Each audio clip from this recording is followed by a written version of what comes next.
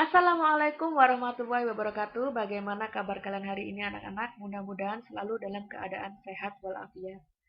Hari ini kita akan belajar tentang tema 9, subtema 1, pembelajaran ketiga.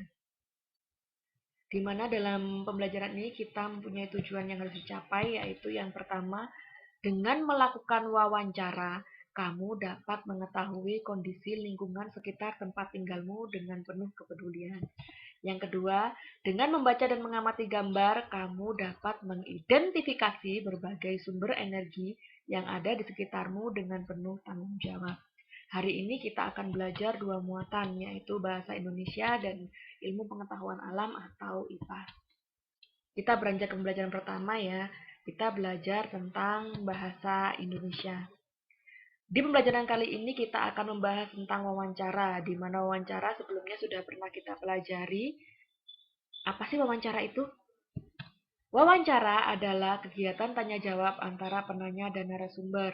Siapa penanya? Penanya adalah orang yang mewawancarai narasumber. Sedangkan siapa narasumber?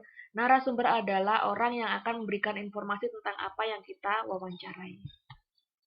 Adapun langkah-langkah dalam wawancara yang pertama yaitu kita harus selalu fokus pada apa yang kita tanyakan. Jadi yang kita tanyakan tidak boleh keluar dari masalah yang ingin kita ketahui. Yang kedua, sebelum kita melakukan wawancara, maka kita harus membuat pertanyaan. Di mana dalam pertanyaan itu harus mengandung adik simba. Apa itu adik simba? Masih ingatkah kalian? A itu apa?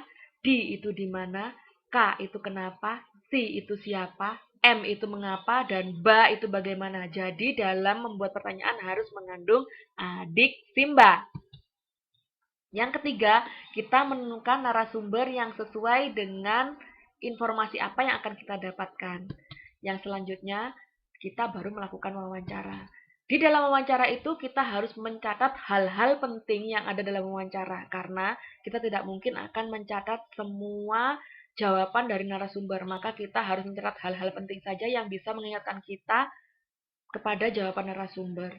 Untuk apa itu? Yaitu untuk membuat kesimpulan. Jadi saat kita membuat kesimpulan hasil wawancara, kita sudah ingat apa yang dijawab oleh narasumber sesuai dengan pertanyaan kita dengan melihat catatan-catatan penting pada waktu wawancara. Demikian pembelajaran tentang bahasa Indonesia hari ini. Kita beranjak ke pembelajaran kedua, yaitu pembelajaran tentang ilmu pengetahuan alam. Dalam pembelajaran kali ini, kita akan membahas tentang sumber energi menurut ketersediaannya. Maka, dalam hal ini dibagi menjadi dua, yaitu yang pertama sumber energi yang tidak dapat diperbarui, atau sumber energi yang akan habis apabila digunakan terus-menerus. Contohnya adalah penggunaan sumber energi yang berasal dari migas.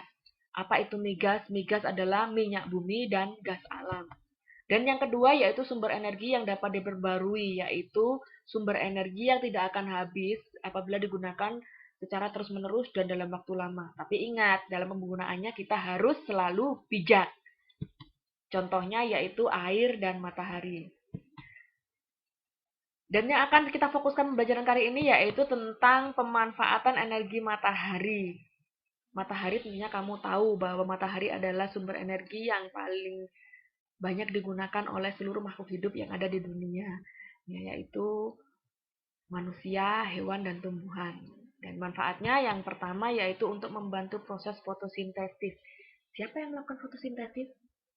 Ya, betul sekali. Yang melakukan fotosintesis adalah tumbuhan. Dan yang kedua untuk menghangatkan tubuh bagi semua makhluk hidup. Dan yang ketiga untuk mengeringkan pakaian itu pada manusia.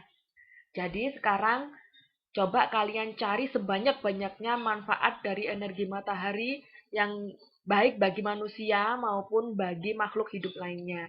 Silakan mencoba. Wassalamualaikum warahmatullahi wabarakatuh.